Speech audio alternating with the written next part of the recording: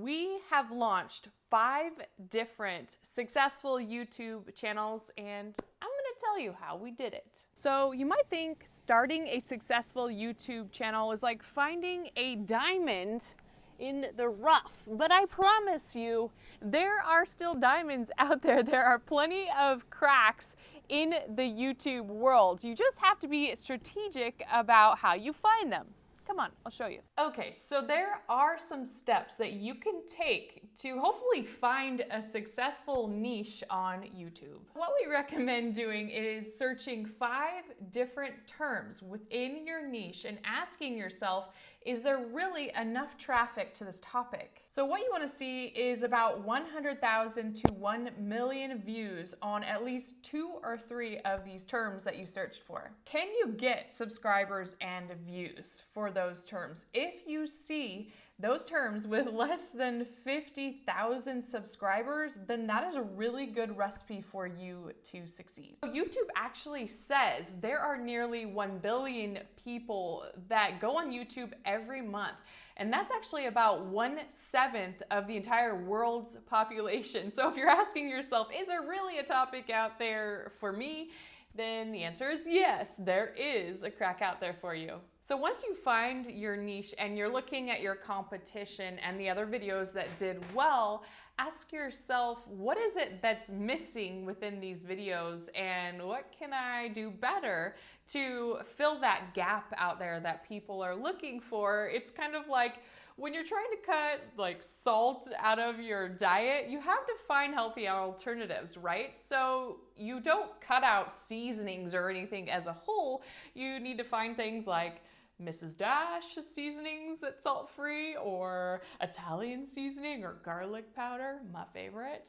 Stuff like that that's gonna make you just as happy in the end. The reason we know this is because we've learned the hard way. Our team has built time and time again lots of YouTube channels and blogs, and we found these things to be successful. So when you're searching your potential topics and niche, you want to ask yourself a few different questions. If the topic itself is getting a lot of attention, then you know that people are looking at that topic, right? You can tell, you can see if it has high views. Now, if the channel that is putting out those videos that has those high views has a very low subscriber count, that means that less eyes are on those really popular videos. So you really have some potential out there to make your videos better, right? Use that baseline of those ingredients, but add your own spin in there, do your own research and your own experiments, and you have the potential to really get your video out there because it's just not being seen by the people who actually want that topic, right? Do your research on your topic. Just because it's been done before by other creators and they've had successful videos doesn't mean you need to take their word for it. Do your own research on the topic and make it better, right? It's kind of like healthy alternatives in your diet.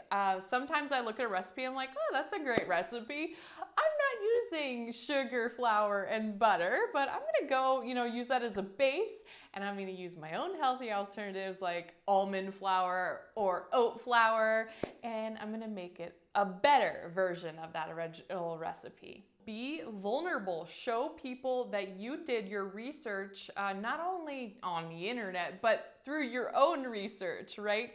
Do little experiments. Show people and take them along for the ride and show them that you're really working to fill those missing areas within their niche. And they're gonna be excited to see that. They're excited to see you actually working for them to try and find out that information. And that is just gonna set you up to be a successful and trusted creator. So people want to see the struggle. They want to see that you crawled through the trenches for them, right?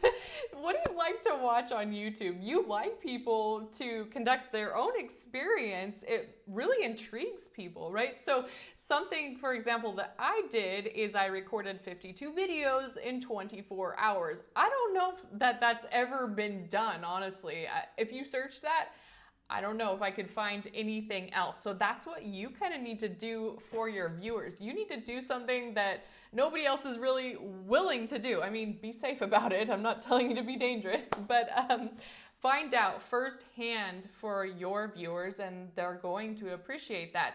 And what else, like what is popular on YouTube? It's people who show you, you know, their before and their after, their journey in between, how they got there. Different experiments, maybe eating challenges, maybe trying out different meal plans. People want to know before they actually embark on something. So you have that ability to help them before. So we all know that YouTube is a search engine, or hopefully you will learn that. It is a search engine just like Google. Actually, Google owns YouTube. So think of it like that. What do you do when you go on Google? You search for something that you don't really know. And most likely, I mean, there can be research out there by professionals, but there are people who went out and experimented and found out for you, right? So YouTube is the same thing. People go on and they search these very obscure, unique things, and that's the kind of things that you need to find, those cracks, so you can be helpful to those people to find what they need.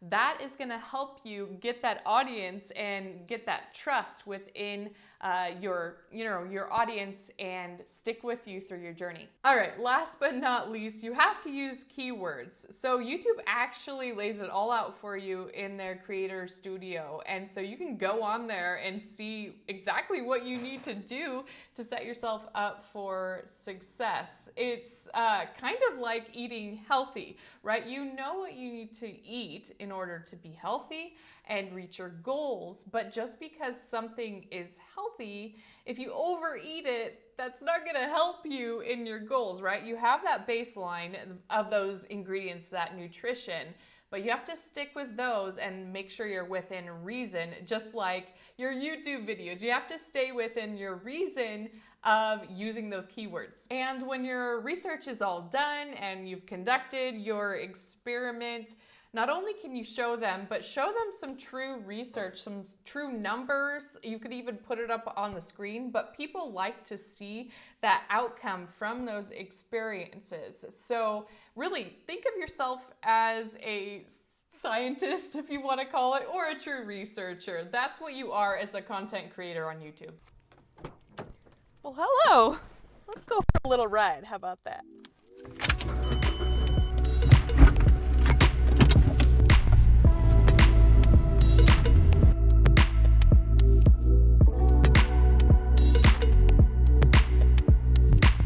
All right, so I am here in the grocery store because I'm shopping for some of my essential ingredients that I always have to have on hand, my staples.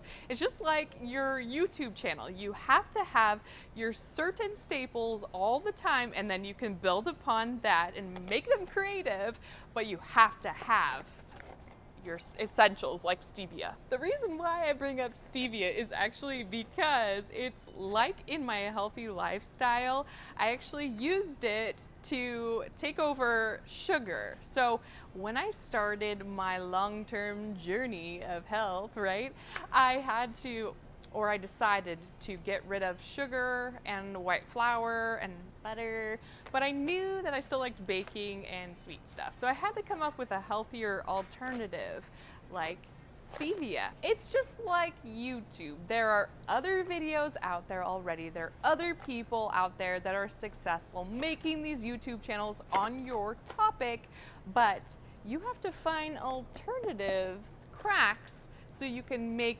yours better and healthier for everybody. Right here. Oh, literally right here, right next to where we were. Almond flour. This stuff is magical. If you don't have it, you must get it. it.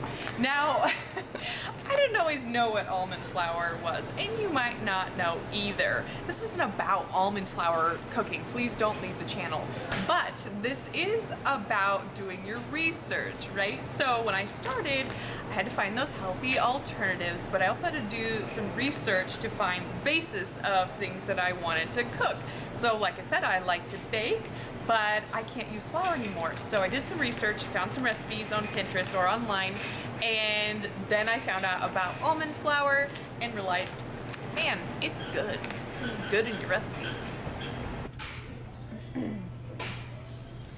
All right, so you also have to identify what the other channel is missing, and you take that and you make it better, right? So when I started eating healthier, I realized that I was cutting out sugar and salt, but a lot of foods are really bland and they need salt to taste better, right? So I had to find another alternative. So I use many spices like minced garlic, lemon pepper, onion salt. These are all great things to flavor your food without having to sacrifice what your long-term goal is.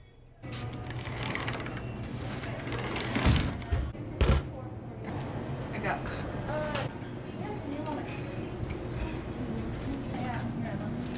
Look, I know this is a lot of information to remember, but it's really important, and I promise you can get it. As far as me, I am done for the day.